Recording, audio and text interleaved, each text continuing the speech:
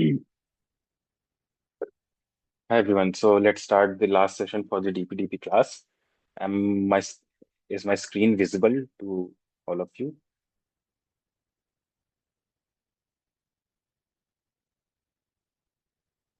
Okay, okay, Kunal, thanks. Uh,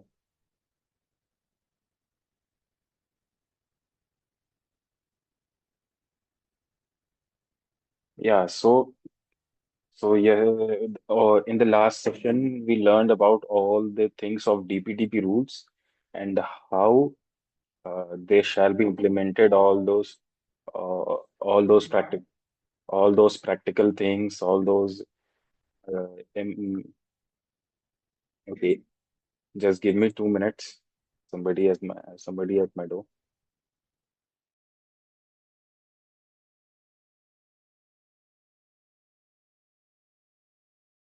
Okay, I'm really sorry, people.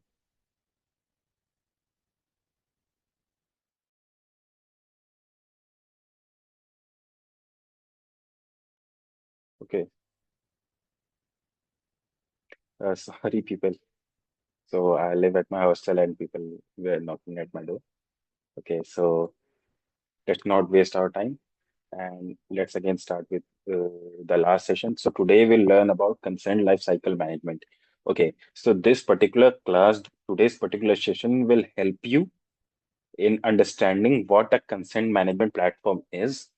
And even if you want to build your own today, build your own CMP tomorrow, or you want to understand that what does a CMP means, or you want to connect with some other CMP like us. So what are the things? What will be the things at the back end? So we will today learn about that, those particular things, like what are the main critical parts which you'll have to maintain. Okay, people. So the consent life cycle is at six critical stages.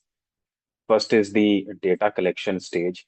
The data collection stage is where the data is collected from the data principals, and you act as a data fiduciary. Okay, and then the second stage comes where you capture the consent of that particular data principal. Okay, so stage is as to what data you will be collecting, and then you will go on to the second stage. That is, you are taking the consent of that particular person. That okay, yes, I'm taking your data, and are you consenting to this particular thing? By so this all we will be related to the purpose of the use of that data. Okay, so when you are using that particular data, you'll have to tell the person what is the purpose behind it, and that is how you manage the consent. That is how you are capturing that particular consent. And then comes the third vector, that is the third stage, that is the consent storage. So once you have captured the consent, now you have to store the consent. Okay.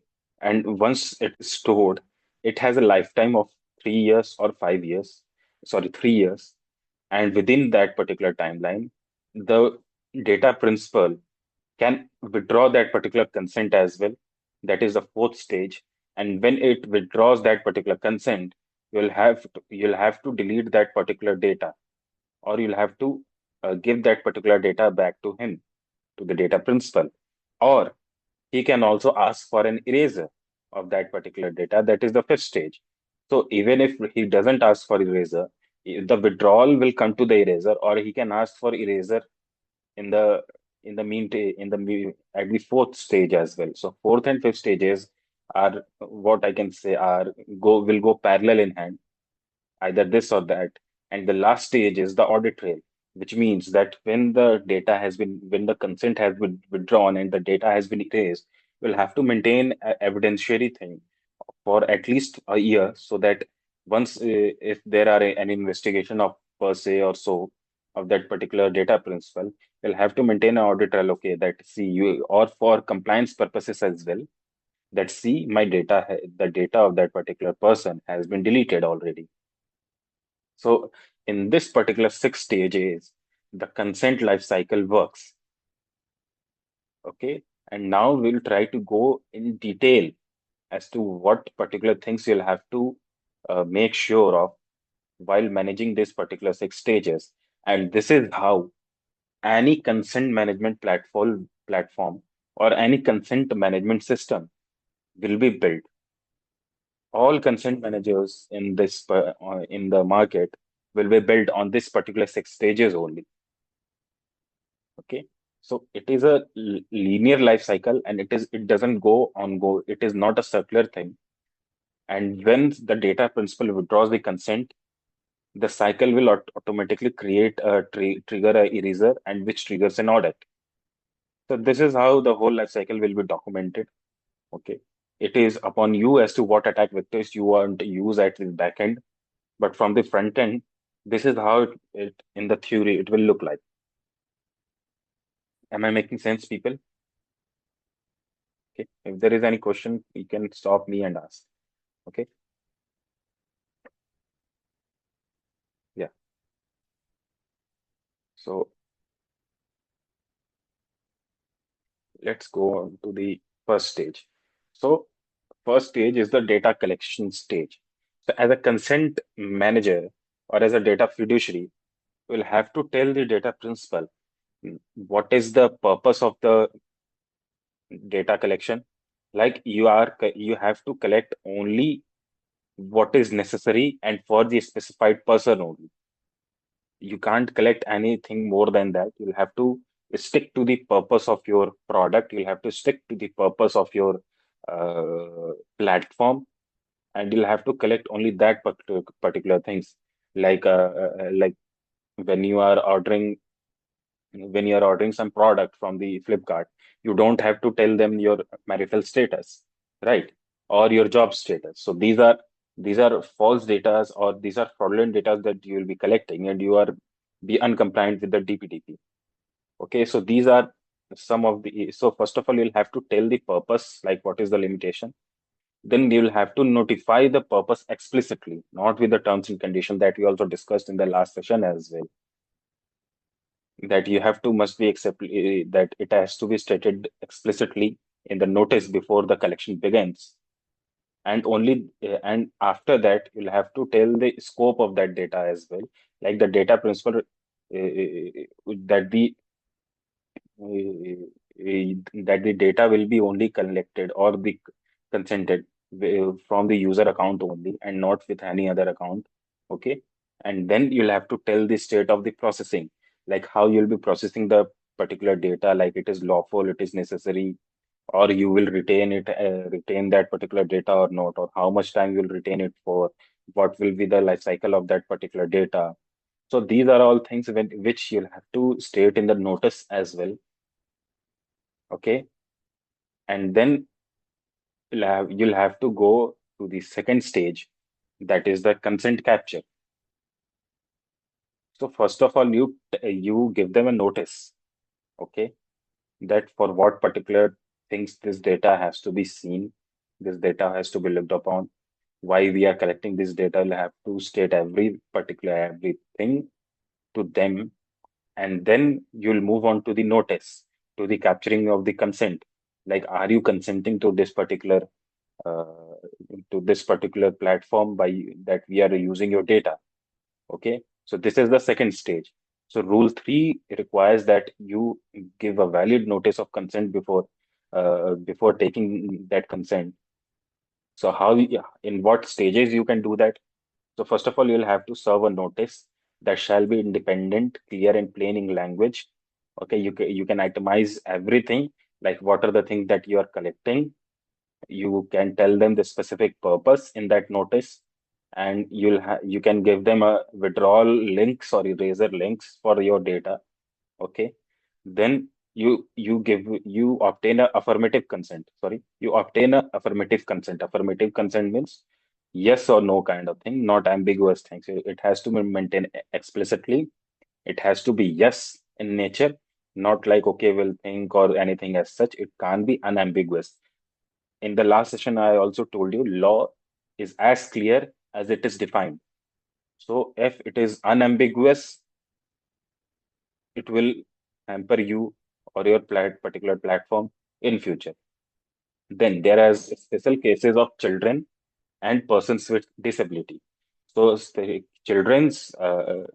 children's, you have to maintain but you have a different kind of tech which you will have to use. Like you'll have to take a verifiable parental consent, or you can uh, take consent from the existing records. Like if those parents are registered on your platform, you can take consent from that particular account as well, or you can ask for a virtual token from DigiLocker as well.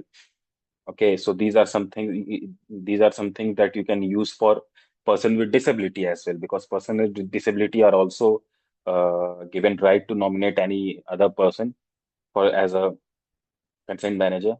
Okay, and only through a consent manager, only through a registered consent manager that is registered with the Data Protection Board of India, only with that particular platform you can manage your consent, and with no other platform. Okay, so these are some important vectors that you'll have to uh, take into consideration when you are building a consent manager platform, or even you are attaching yourself like us with a like us as a consent manager platform. So these are some things that you'll have to take care of in the second stage. Now let's come to the third stage. Sorry for the this particular thing on my screen, because I made with an AI Lord, and this is some issues that it has come up with. Okay, but let's proceed. So now the third stage is the consent storage system.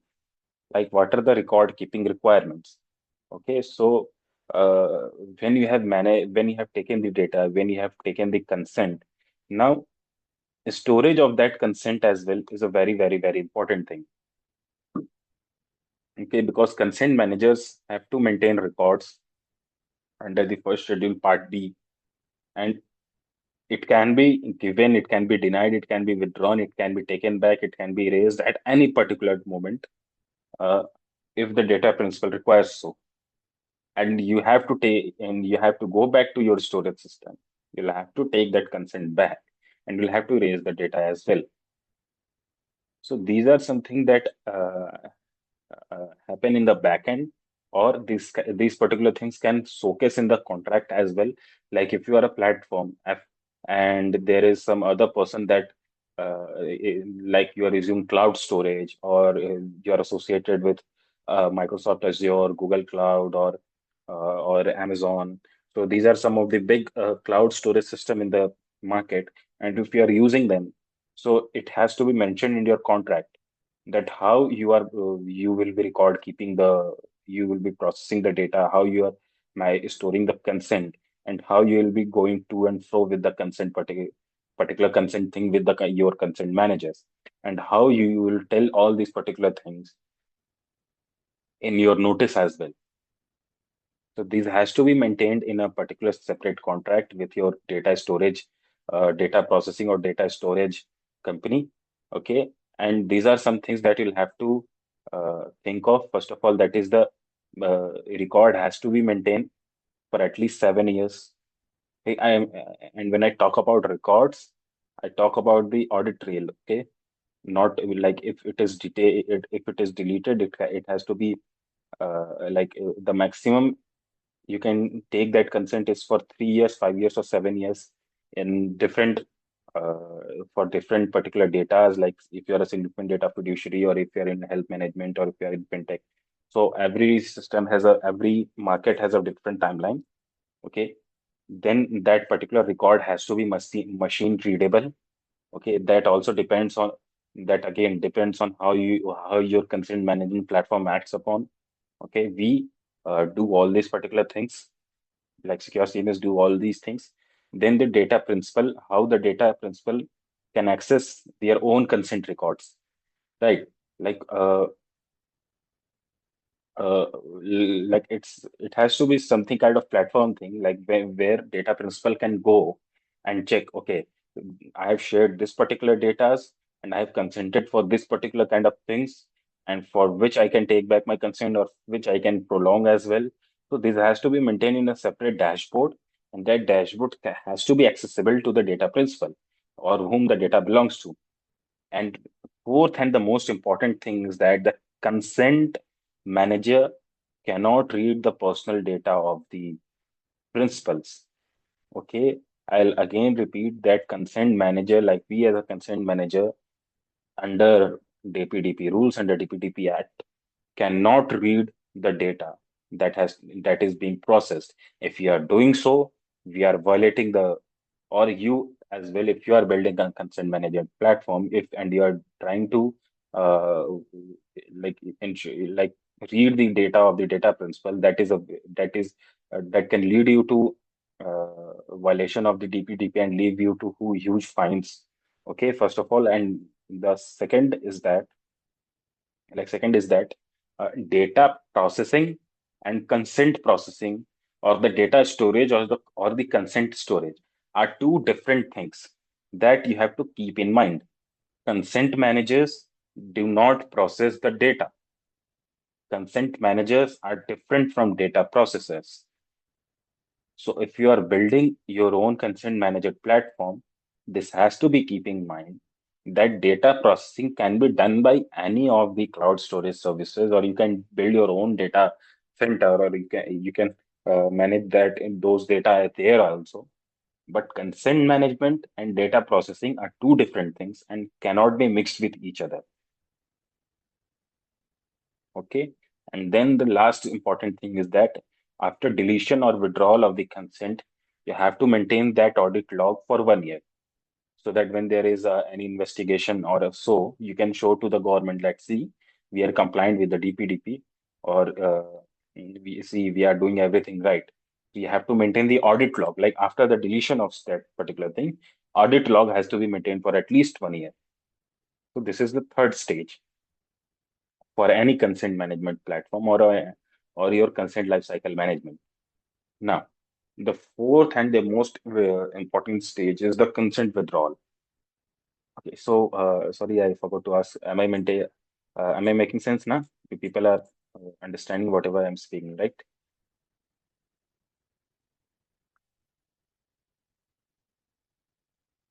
Okay, so somebody has asked question meanings to the domain purely consent, because in DPI it's different. Uh, Minimum storage is determined by the domain. Mentioned domain is longer, or this purely for the consent.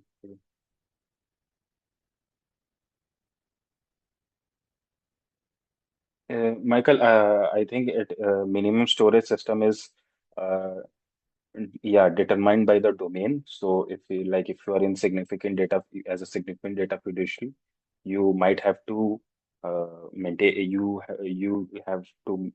those particular thing only for 2 to 3 years. But if you are in other sectors, like if you are in sectors which are not that doesn't collect that sensitive data or sensitive health data, so you can maintain your data for more longer period, like 5 to 7 years. But it is purely determined on the domain. Okay, Michael. So sorry, I was not able to take your question earlier. Okay, now let's proceed with the fourth stage, that is the consent withdrawal system. So see, whatever I am teaching, it works on our platform as well. And if you are building your own consent management platform as well, like earlier, last session, like last 2 3 sessions, I think there was a lady, which Miss Bedi, I think, I can't remember her name, but ma'am was telling that she want to learn how you have to build your consent management or anything as such. So whatever I can tell you, I can, from the legal side of view or from the practical side of view, I trying to teach you. Okay, as a coder, you'll have to, or as a techie or as an entrepreneur, you'll have to figure out that as well. But whatever we are doing as a CMS, or under the secure CMS, I'm teaching you that. Okay, like how we are managing our consent life cycle, and how any consent life cycle can be managed. Of like last week, ma'am asked, like if somebody is sending their application to them, so how you'll have to manage, कि कब तक like for what particular time you'll have to you can keep that data, for how many years can she keep that data, or what if she takes her consent back. So everything is dependent on different consent managed platform, or how it has been integrated to your system. So it is dependent on that, how it has been integrated to your system, or how it is being worked in your system. Like if you are integrating a CMP with any particular platform. So there are hundred types of purpose that that particular company is doing, 100 types of things that internally also that particular company is doing. Like if they are hiring someone, so they are taking a different type of data. If they are selling their product, they are taking a different type of data. If they are managing a product, they are taking different types of data. So for every different type of data incorporation, there has to be a different type of different type of how that particular data is being processed.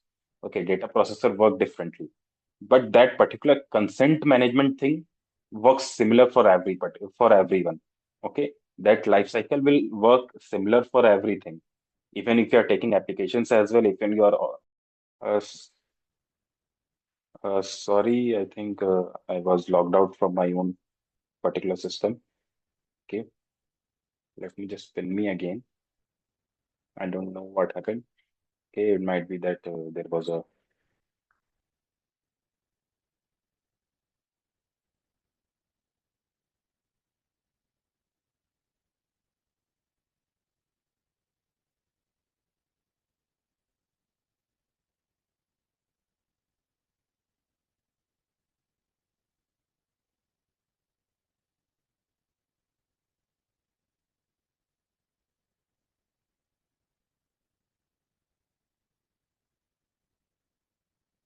yeah. So I was telling that last week what ma'am was asking. So it is in relation to that, like how a particular consent management platform will work. Even if you are making your own, or if you're integrating with some other partnering with some other consent management platform. Now comes the let's come to the consent withdrawal stage. Like one thing that you have to keep in your mind is that consent withdrawal has to be as easy, as accessible, as equitable, that while it was taking the consent. So consent given shall be equal to consent withdrawal. Like the process has to be that easy. Like when you are taking a consent and you are making it in a single, you are taking that consent in two, three buttons. And for withdrawal, like there are 10 stages. You are asking 10 different type of things. Okay, you're asking 100 type of things. So that particular thing cannot be done so.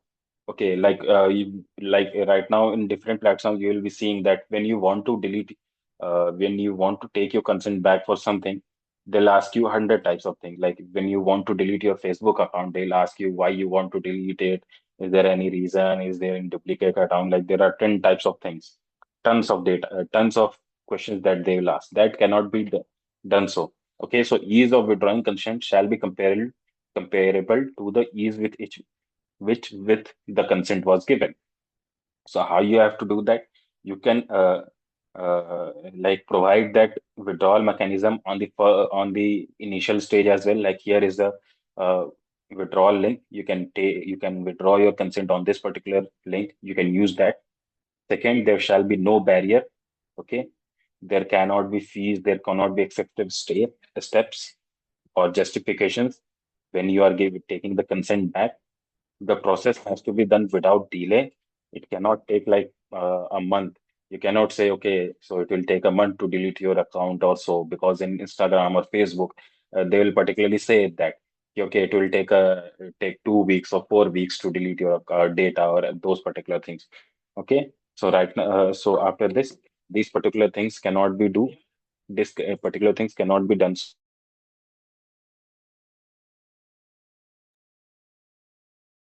These particular things cannot be done. So okay, then then you can inform the data principal of the potential consequences like loss of service, okay, those particular kind of things, but you cannot deny their right, because withdrawal of consent is the right in today's data DPDP Act. Then you have to give uh, like you can route the consent withdrawal to the consent management platform as well. We we take that as well. When you are giving a consent and until the withdrawn, until the audit trail stage, we do everything. Every consent manager has to do all this particular thing, and then you have to record that withdrawal for at least 1 year. Okay. Now let's come to the eraser stage, like when and how to delete that data. So for deletion, for deletion, there are two, three stages. Like in these particular things, you can delete. First of all, if the consent is withdrawn, so at that time you have to erase that data. Second, if there is inactivity of the account or the purpose has been served for that particular data. So if the purpose is being served or the account is inactive for like almost 3 years, so in this particular scenario as well, you'll have to delete the data, or the data principal has performed their right to eraser. If the data principal wants to erase their data, then within a 90 days of uh, timeline, you'll have to delete all the data in your platform that those particular person has given to. Okay, so uh, for the razor process, you have to give a 48 hour of advance notice. Then eraser will reset. This I told you in the last session as well. Eraser will reset. The timeline will reset if the data principal has contacted you or log into his particular account. Okay, third one, I have almost repeated you every time. And then the data processor must also erase, and fiduciary is accountable for ensuring this. Okay. Like the data processor also erodes those particular data, not only from the consent managers thing. Then we come to the last stage, that is the audit trail stage. That is the backbone of your accountability. Whenever any compliance issue is being raised, any breach identification issue is being raised from the side of government, or any investigation will come to you per se. So this is the thing that will protect you from any penalty. Like every person maintain his her own register, who who came out and who checked out in the hotel or in the restaurant. So this is similar to that. You'll have to maintain your own audit trail. Okay, so for the data fiduciary, processing logs, access log, these are something that you'll have to maintain. For the from the consent manager side, what we'll have to maintain, that is the who gave the consent, who denied, what withdrawn, what are the notices and data sharing record. For the significant data fiduciaries, you'll have to maintain, like, did you do your annual data protection assessment or not? Did you report it to the board or not? Okay. And for the algorithmic point of view, like from the back end, we'll have to maintain like what are the risks associated with the data principles, right? Like how the data you are processing, what are the risks that are going on the data principal side. So these are something that you'll have to maintain in your logbook, in your audit trail, and for each there are duration for that. Okay, for data fiduciary, audit log has to be maintained for 1 year. For consent managers, we have to maintain for 7 years. Or if you are SDF or so, you'll have to do that for at least 1 year.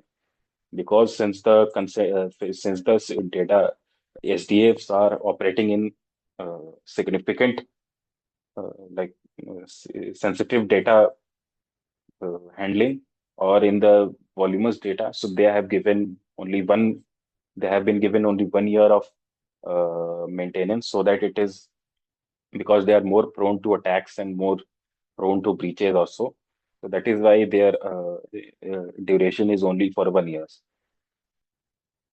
Okay, now let's proceed. We have come to at the last stage, like from data collection to the audit trail. So these are the things that you'll have to maintain.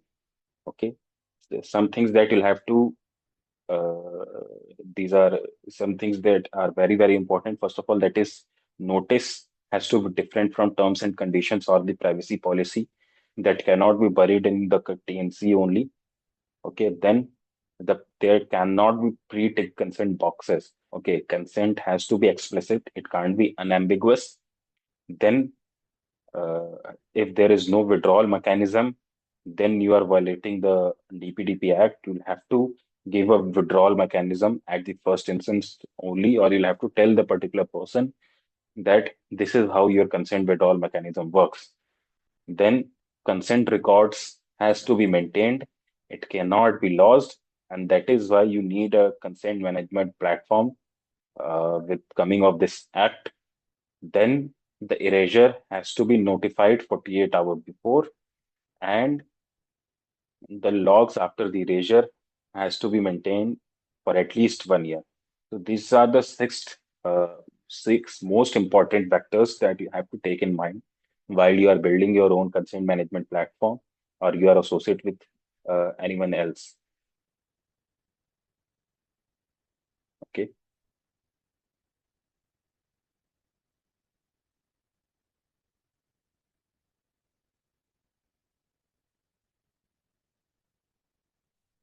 Okay. Now let's study some examples also.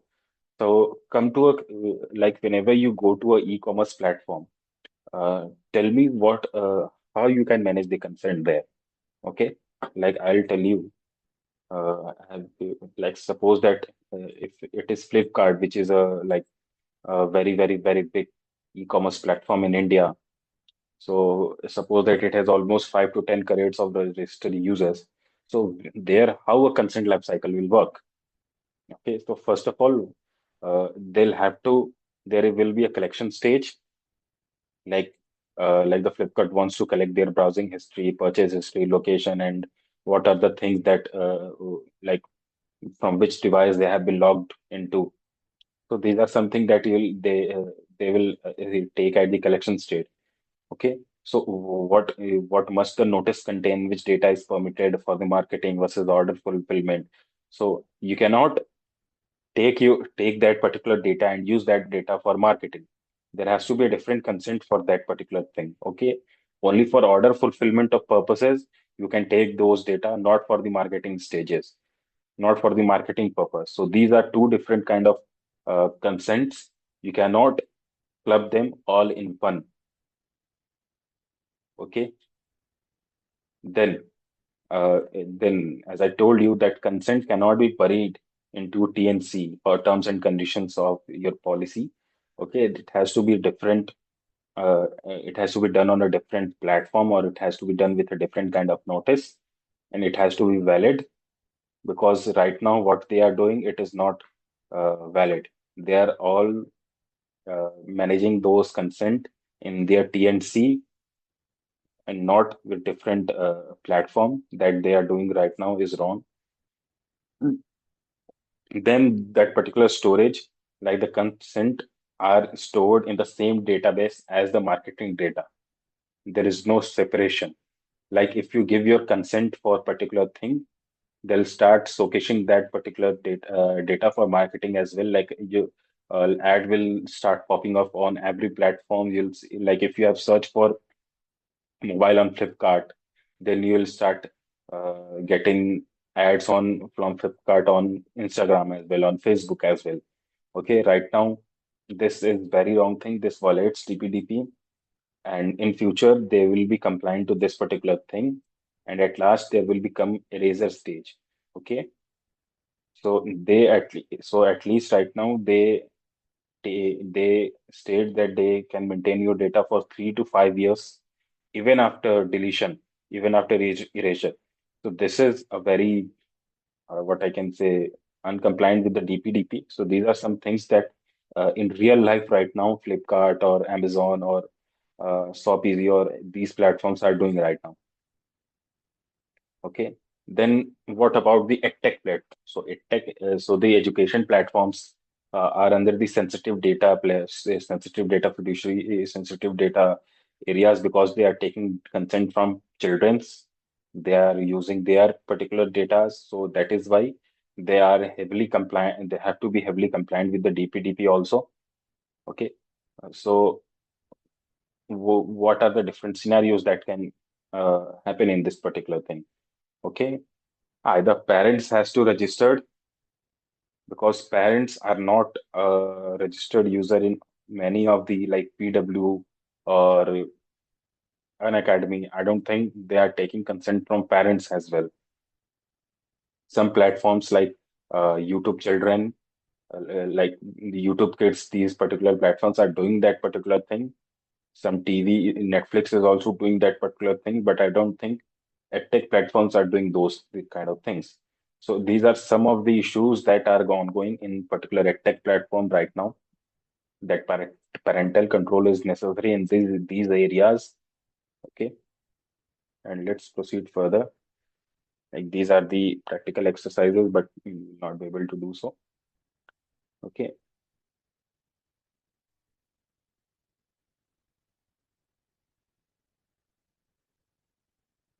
Okay, so we also studied that how each notification failure will work, how the processing without valid consent will work.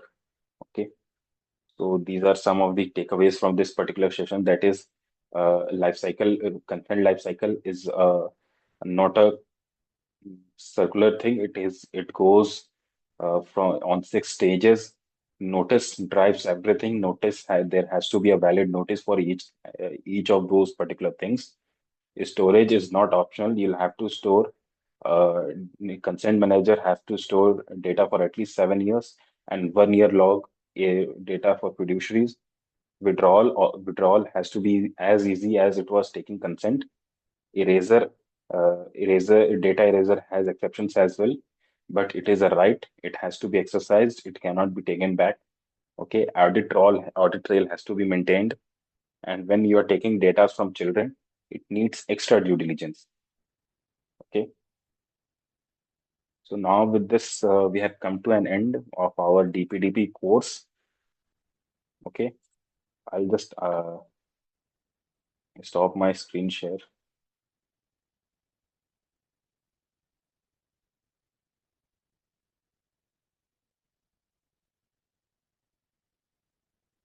Yeah, so with this, I think we have come to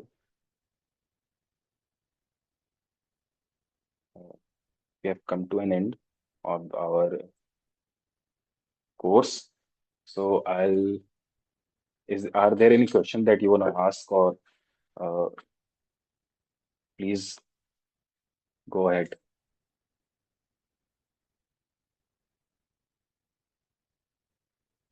Anyone?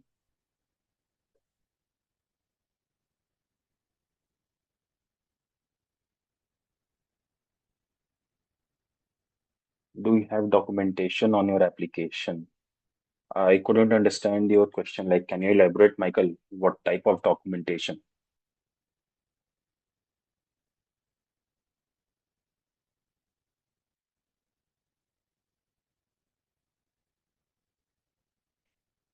Okay, on your consent management platform. Yes. First of all, documentation. It's in the sense that you can register on our platform to any. If you, right now you can only register as a company or as a data fiduciary, not as a data principal. Okay, data principal thing, like uh, how our consent management platform works is that we associate with data fiduciaries, and through data fiduciaries we integrate our CMP to their platform, and on their platform they can see all their uh, consent manager things.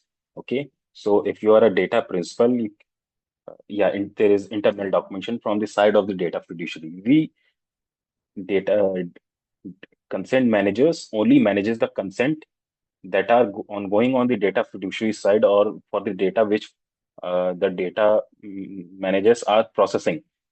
Okay, it is not like some social media platform that you can go and register into and check all the tools and all those. So, okay, these are from the side of institutions.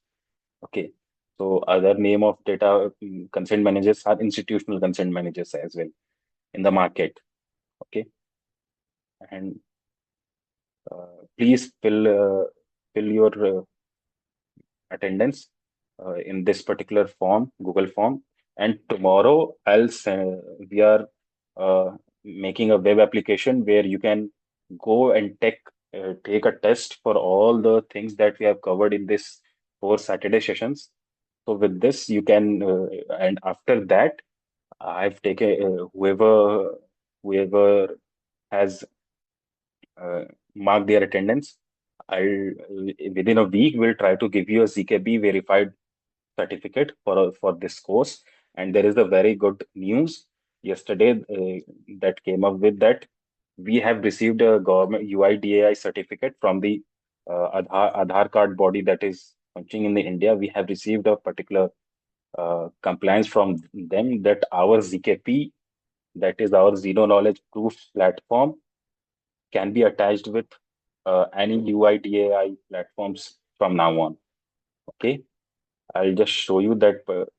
Yeah, I'll just show you that particular certificate. So the certificate that you will be getting,